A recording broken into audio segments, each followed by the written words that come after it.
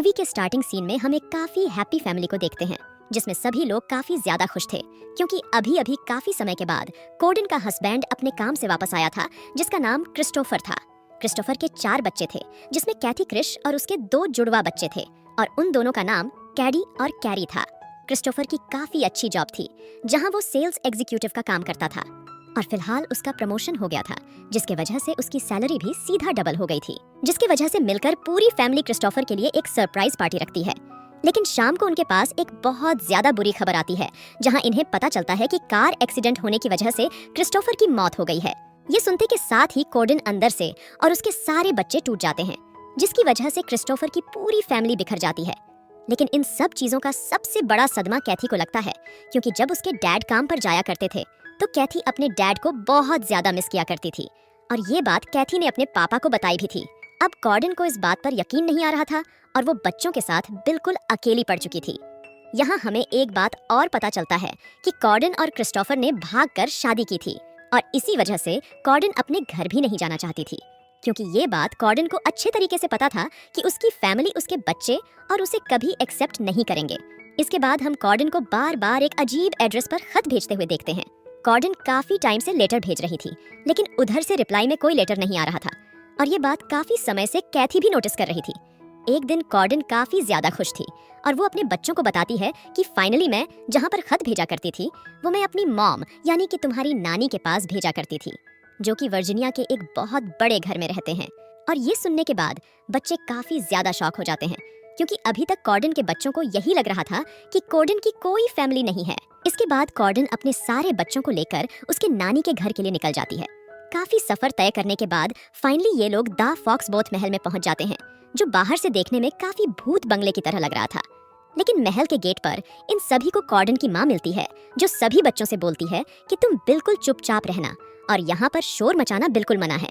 उनकी नानी क्रिश और कैथी से बोलती है कि यहाँ रहने के कुछ नियम हैं जो तुम्हें मानने होंगे। पहला रूल ये है कि तुम यहाँ पर बिल्कुल शांत रहोगे और कोई भी किसी भी तरीके का हल्ला नहीं मचाएगा। और दूसरा रूल ये है कि तुम्हें यहाँ पर 3 टाइम खाना मिलेगा जिसमें तुम्हें जितना खाना है तुम खा सकते हो, लेकिन खाने को भी वेस्ट नहीं करेगा और कोई भी बच्चा इस घर से बाहर नाचता हुआ या खेलता हुआ नहीं दिखना चाहिए। ये सब होने के बाद कैथी अपनी मॉम से पूछती है कि अपने नानी को हमारे बारे में पहले क्यों नहीं बताया था, जिस पर कॉर्डन बोलती है कि मैंने और तुम्हारे डैड ने भागकर शादी की थी और लव मैरिज के चक्कर में मेरी फैमिली मेरे से नाराज है जिस वजह से ये लोग तुम्हारे डैड और तुमसे नफरत करते हैं। जिसके बाद कॉर्डन अपनी बेटी कैथी से बोलती है कि तुम इन सारी चीजों की टेंशन मत लो, जल्द ही तुम्हारे नाना मरने वाले हैं और तुम्हारे नाना की डेथ होने के बाद ये सारी प्रॉपर्टी हमारे ही नाम हो जाएगी और उसके बाद तुम्हें चुप रहने की कोई जरूरत नहीं है और मैं तुमसे बीच बीच में आकर मिल लिया करूंगी। अगली सुबह बच्चों को उनकी नानी ओलिविया खाना देने के लिए आती है जहां ये बच्चों से बोलती है कि ये खाना तुम्हारे आज पूरे दिन का है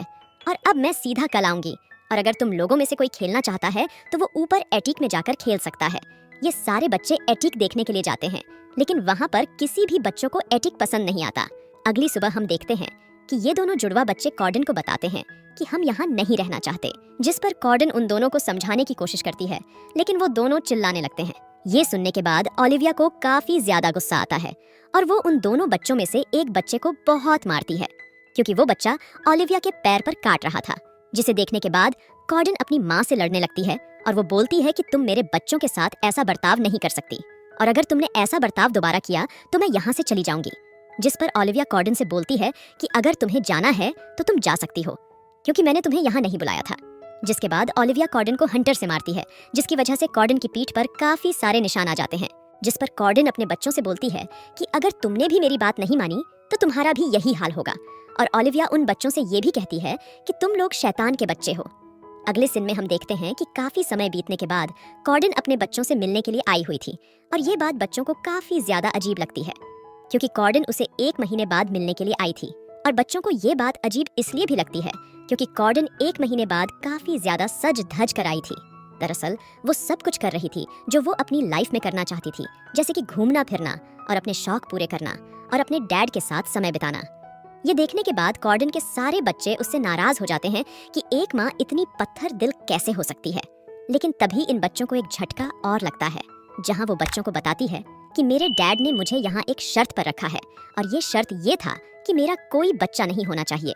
और इसीलिए मैंने तुम लोगों को यहाँ पर बंद करके रखा है। तभी यहाँ से सीन शिफ्ट होता है और हम क्रिसमस वाले दिन को देखते हैं, जहाँ कॉर्डन अपने बच्चों के लिए काफी महंगे महंगे तोहफे लाई थी। लेकिन तोहफे के बाद भी बच्चे बिल्कुल भी खुश नहीं होते। अगले सीन में हम क्रिश और कैथी को एक टेबल के नीचे छुपे हुए देखते हैं, क्योंकि घर में एक छोटी सी पार्टी थी और कॉर्डन ने ही इन बच्चों को वहां पर छुपाया था, ताकि छुपकर ये बच्चे वहां पर पार्टी एंजॉय कर सके और किसी की नजरों में भी ना सके। पार्टी में छुपकर ये दोनों अपने नाना को भी देख लेते हैं। पार्टी खत्म होने के बाद कॉर्डन अकेले में एक अनजान आदमी को किस कर रही थी, जिसे कैथी देख लेती है।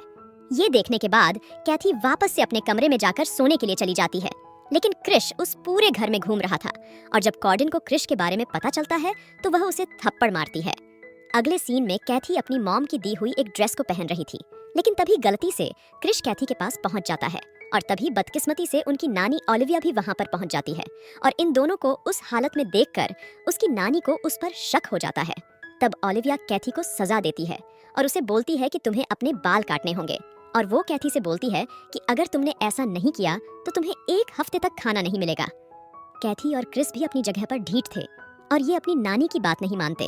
उसके बाद रात में ओलिविया कैथी के बालों पर तार लगा देती है, जिसकी वजह से कैथी के बाल खराब हो जाते हैं और क्रिश को ना चाहते हुए भी कैथी के बाल काटने पड़ते हैं। तभी यहाँ से सीन शिफ्ट होता है और हम एक बार फिर से कॉर्डन को देखते हैं, जो कि आज 5 महीने बाद अपने हनीमून से वापस आई थी और कॉर्डन अपनी शादी भी कर ली थी, जिसके बारे में उसने बच्चों को कुछ भी नहीं बताया था। ये सुनने के बाद कॉर्डन के बच्चे उस पर काफी ज्यादा गुस्सा होने लगते हैं और कॉर्डन वहां से चली जाती है। अगले सीन में हम क्रिश को देखते हैं, जो ओलिविया को मक्खन लगाने की कोशिश कर रहा था और बातों ही बातों में वो ओलिविया की तिजोरी की चाबी की छाप एक साबुन पर ले लेता है और वो एक लकड़ी की नई चाबी बना लेता है, जिसके बाद रोज ये लोग उसमें से थोड़े थोड़े पैसे निकालने लगते हैं और ये लोग तय करते हैं कि एक दिन ये लोग यहाँ से भाग जाएंगे। अगले सीन में हम कॉर्डी को काफी ज्यादा बीमार देखते हैं, जिस वजह से कॉर्डन उसे अस्पताल ले जाती है, लेकिन कुछ समय बाद उसकी वहां पर मौत हो जाती है।